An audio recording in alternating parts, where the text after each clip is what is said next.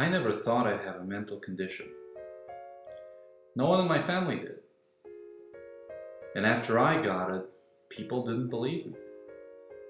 I didn't look bipolar. I didn't act bipolar.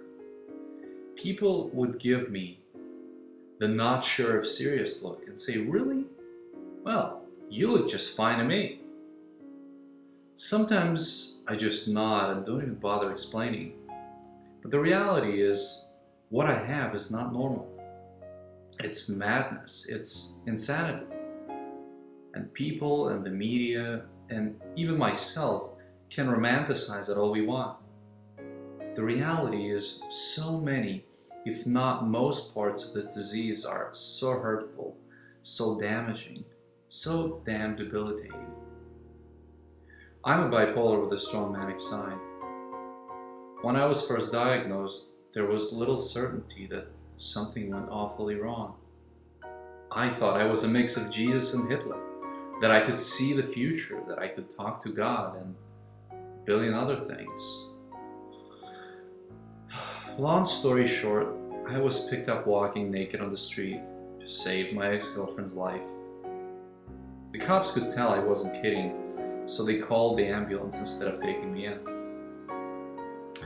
As for people and the way they look at you as you walk through the street naked, demonic smile on your face, eyes gleaming with insanity, it's interesting to remember their reactions. Most are terrified or embarrassed and look away or cross to the other side of the street. Others laugh, point fingers at you and make jokes. And there are some things I love about being bipolar. What are they? I love the mania and the grandiosity bipolar brought to my life. I always was quite ambitious, but never quite like what I became in my early 20s after the massive manic breakdown.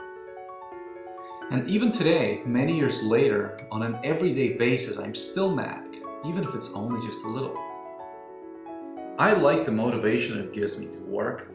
I like that it makes me dream and dream big. I love the way it makes me feel the music so deeply, so beautifully, that often tears stream down my face for no other reason than I just connected on a deep, deep level. I even love the little things sometimes, like monitoring my mood, taking the meds on time, which work well for me, thanks God, and talking about bipolar with people who understand. But of course, if I count up the losses, they very well may outweigh the positives. I'm severely limited because of my bipolar. I can't get on planes or trains, hardly at all. I can't travel, can't see other places, and cannot do so many things that 95% of the population takes for granted. There are times when my anxiety is so bad that I can't get out of my house to go get something at CVS. That's how bad it is. So many times I've thought to myself, this isn't supposed to happen to me. Not me. Before this madness started, I was young, I was healthy, I was popular, I did everything a guy my age is supposed to have done. And I was fearless. Once my disease made its presence known, I was burdened with a set of limitations that most people don't even understand. I found myself isolated, disconnected, misunderstood, not knowing whether I will ever be able to recover from the acute psychosis my mania drove me to. 2 weeks in the hospital were hell on earth without any anxiety. If I knew the rest of my life would be this way, I don't think living it would be worth it on a purely rational basis. I couldn't watch TV, I could barely talk, I had zero concentration ability. Everything just caused nothing but fear, anxiety, and pain. And the life that I lost forever. And there came a point where I had to ask myself, like everyone with any disease asked themselves, why me? I guess there is no answer to that other than why anybody? We all get sick and eventually die. I guess I got my set of limitations just quite a bit earlier than many others. It was August 2004, and I was at rock bottom with no hope. But as time went by, with love and support from my family that took me in, I was able to recover and get better and better and better. I found the things that I could do, the fields I could apply my creativity to, and I blossomed. I truly did. Today, I still have many limitations I had back then, but in many ways, I'm so much better. I found a way I could work without an office job that I knew I could never keep in my case. I started off in business slowly but surely, and everything I touched definitely hasn't turned to gold. But I kept on with it. I persevered. I used my awareness of the strengths and creativity that I've had, but also the knowledge of my limitations, to get where I wanted to get. Despite my limitations, today I'm in a much better place in life.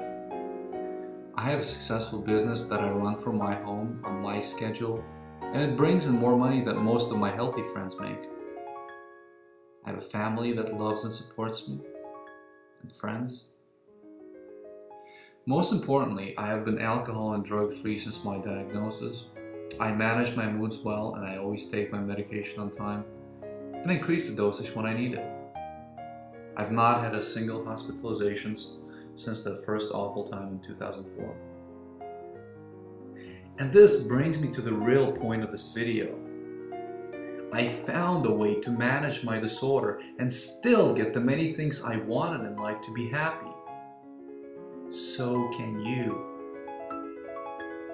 Some bipolar disorders are more difficult to manage than others, but if you admit your limitations, try to ail them through help and medication, and make the most of the things you can do within that framework, the sky's the limit for you. Fellow bipolars, God knows I feel your pain as well as it were mine alone. But I want this video to be an inspirational piece for someone who right now is where I was in 2004.